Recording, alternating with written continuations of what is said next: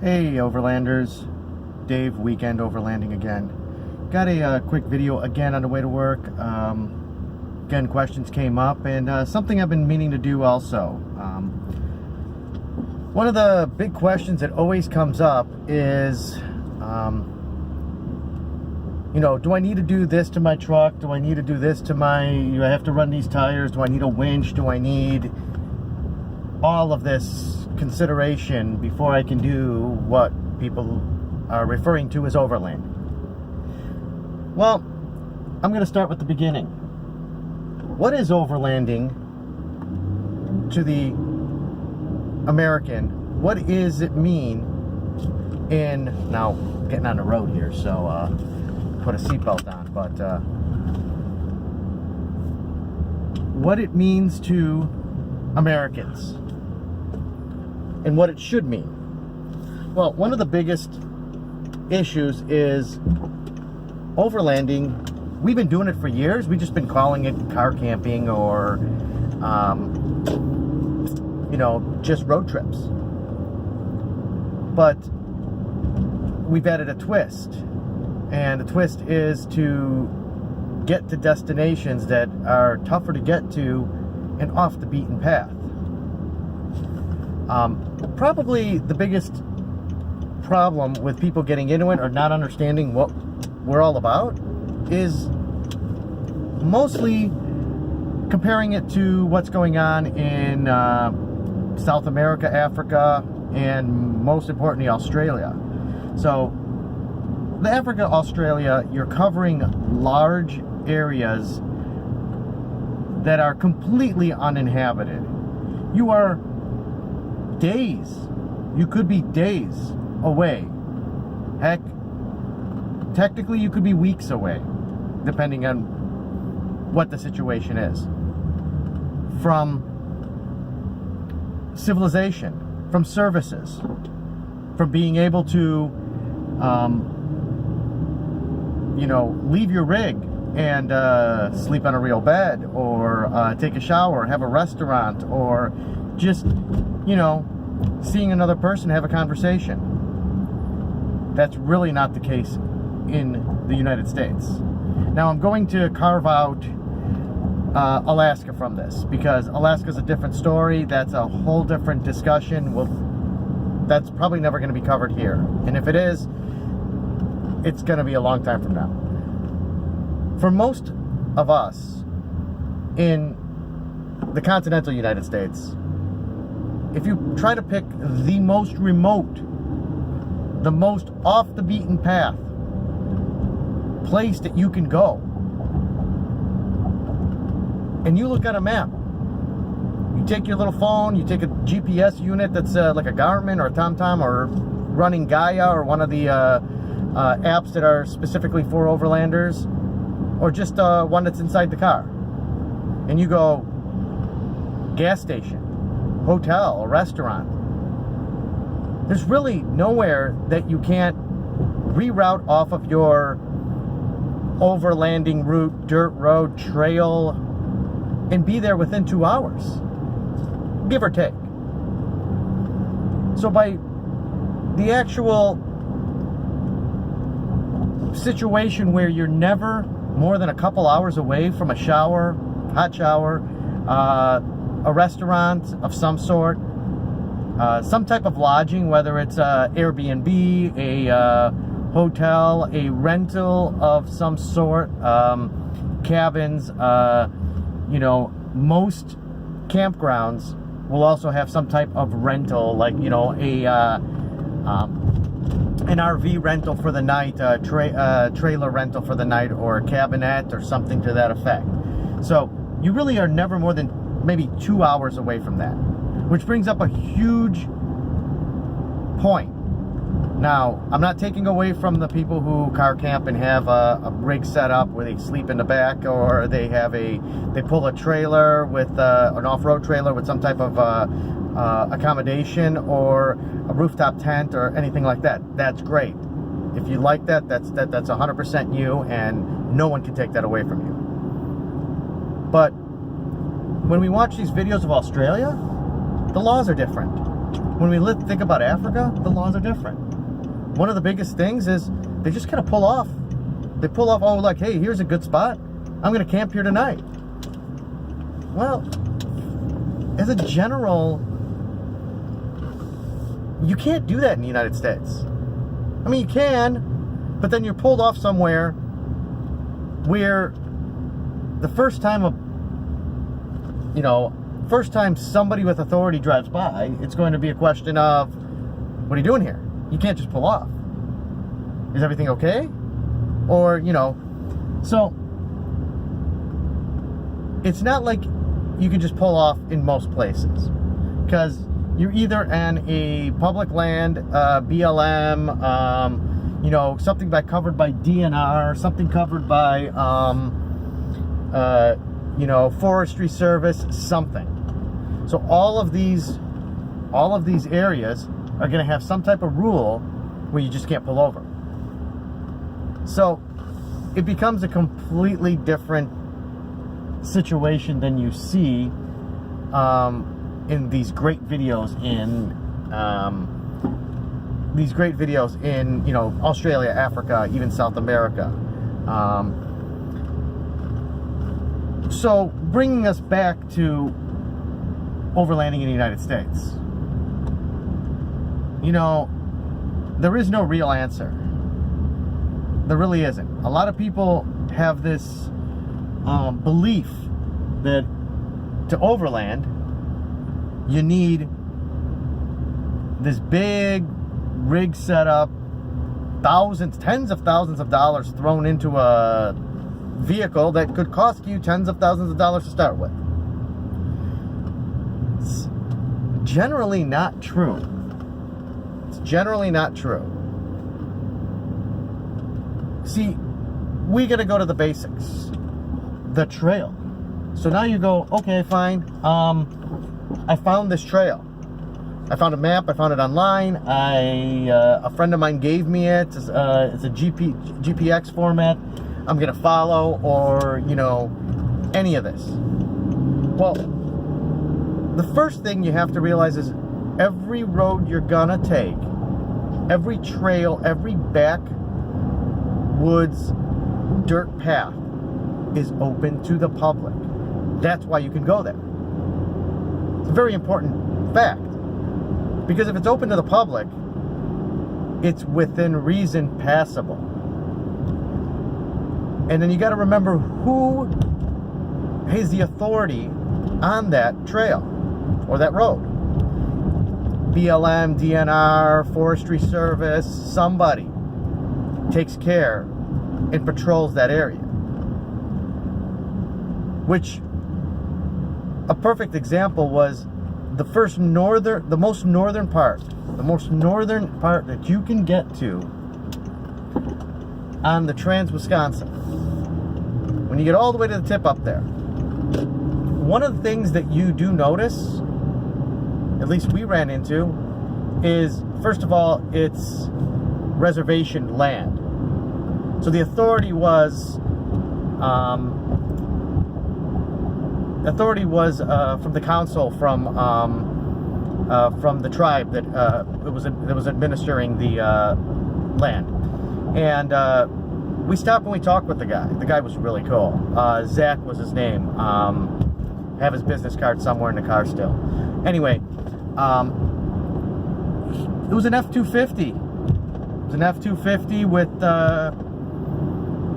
with a set of, believe it or not, Nitto Terra Grappler G2s.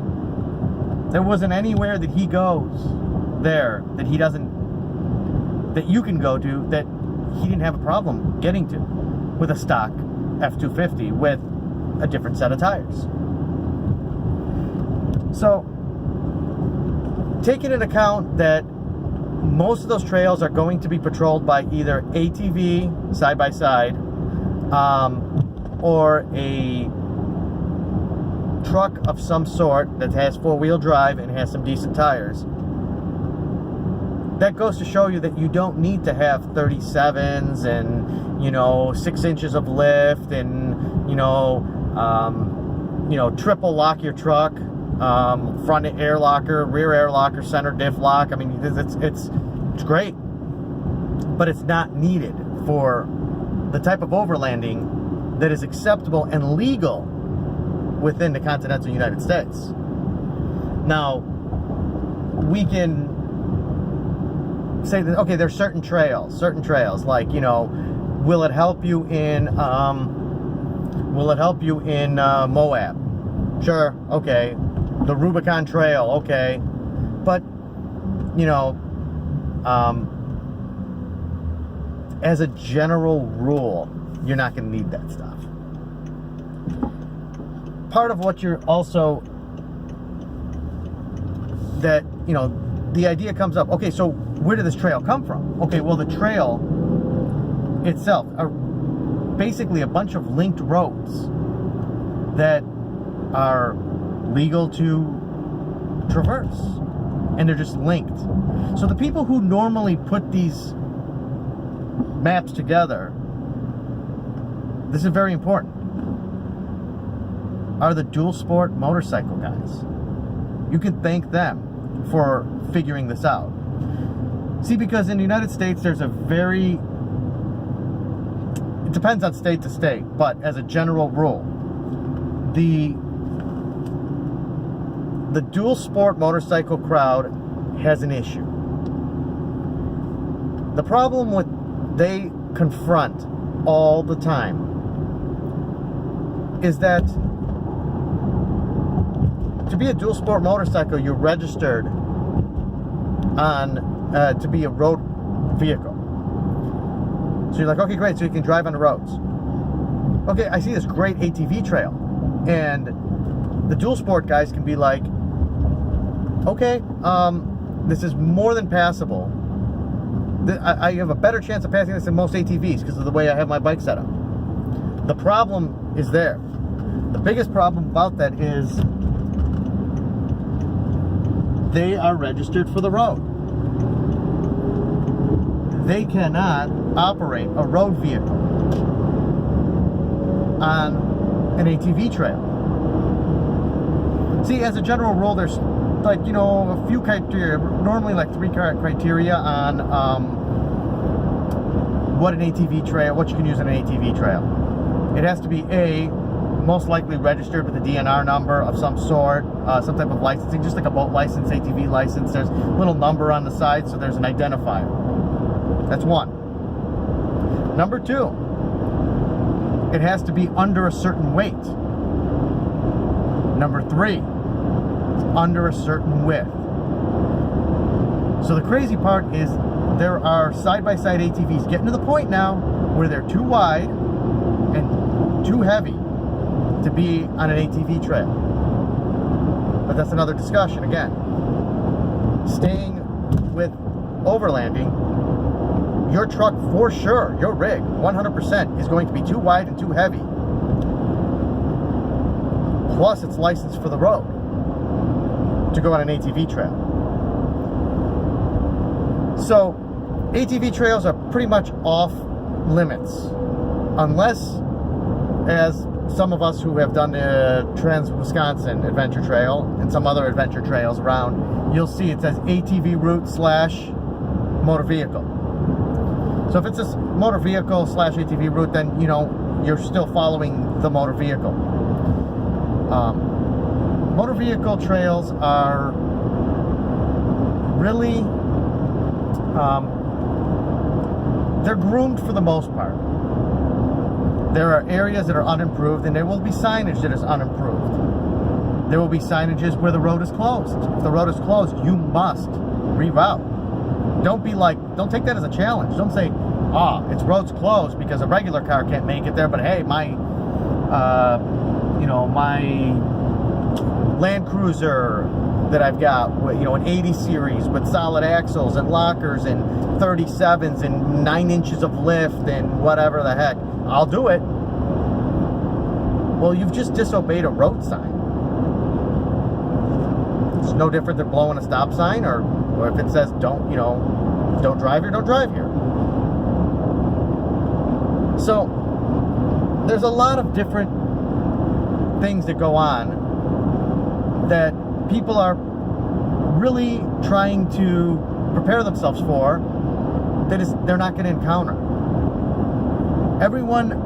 One of the most exciting things, one of the things that people talk about the most, one of the questions I get asked a lot is about water crossings. It doesn't really exist in North America or in the United States. If you see somewhere on a road where it says water may be on pavement, well, you might cross water. It might be an inch, might be 2 inches. Now, we're not talking about, private parks that allow 4x4s to go through man-made or even natural, water retention ponds that were designed to test our vehicles. But as an overlander, you're not going to most likely cross any deep water. Well, the EPA won't allow it. This is not a road. See, remember, you're staying on roads that are open to the public. Tread lightly, remember. So you get to a road, and the road's just not going to abruptly stop at a river. There's going to be a bridge or a way around it, unless it's a designed crossable area. They don't want you to disturb animals, run over stuff, deteriorate the river. There could be a drinking source of water. That could be navigable. Then you've got oil. You've got brake dust. You've got road grime. You have so much that you don't want to introduce to water that people just don't think about. So, as exciting as it is, you're probably going to cross, I don't know, a length of, a few yards, 15, 20 feet, maybe a couple inches. If it's on, that's an exciting one. So let's stop worrying about water crossings and how deep I can go, and I can ford this much water, or my wading depth, maximum wading depth. Forget it. You're not going to run into this. Not only are you not going to run into that, you're going to run into people's houses. You'll be driving along and say, hey, there's a house here. There's a street sign. Well, yeah, there is. Every trail you go to is open to the public. There may be homes on that trail. That's somebody's commute home. They're not doing it with a purpose-built overlanding vehicle. Heck, a lot of these guys are doing it with just, a pickup truck that's stock. I mean, a Toyota Highlander or, a RAV4 would have no problem. A CRV, it's really a very different situation than we see in videos from Africa, videos from Australia. One of the greatest people in overlanding, a guy who is the authority, who's been making videos for longer than I've been alive.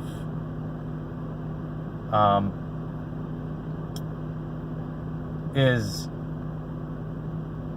somebody who is the authority on what overlanding is around the world. Go look at his videos. Andrew White's videos on 4X Overland.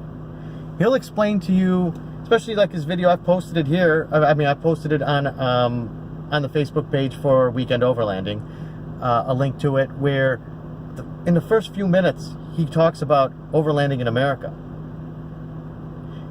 And he touches on points that I've touched on. You're never really more than 2 hours away from services. You're really never going to be far from civilization. And the roads you're going to be covering are all open to the public. It's a whole different dynamic. So, things to remember. A lot of people, questions about the Trans-Wisconsin Adventure Trail come up all the time. Can I do it in this rig? Can I do it in that rig? Well, one of the guys who really is the authority on it and really helped compile the maps originally, who was a dual sport motorcycle guy who does tours. Now, I don't have his permission to use his names and all that stuff, so let's just leave that out. But while mapping and double checking routes, he drives his wife's Compass. Got a little Jeep Compass, or Patriot, one of the little Jeep crossovers. He's got a set of he's got that with, like, you know, a set of ATs on there. No other mods. Covers it all. The difference is when there's an unpassable area, there's a way to route around it in most cases. And that goes for any trail to a major extent in the continental United States. So, covering a trail, you can always hit a spot where you go, you know what, I'm not doing that. I did it last time, me and Thomas, when we were of a Chicago Overlanding, while we were doing a run in the spring, end of April. We hit a couple of spots where there was still snow. I mean, over 17 inches of snow. It's just not realistically passable. Winch, stuck, pull, winch, dig, wasn't worth it. Just to get to a spot where I'll be crossing a major road again. So, backtracking, going around, continuing on, that was a whole part of the dynamic. And that's part of overlanding, is finding a challenge and going, hey, this is unpassable. At one point, we made a turn because there was a part of the road that was closed, and we rerouted around a closed road. We get to another certain part, and then said, you know, the road just continued. Our map said everything's good. We get to a spot. There's a bridge out. So we get out of the trucks to go look at what the bridge out was. There's got to be a 60, 70 foot drop.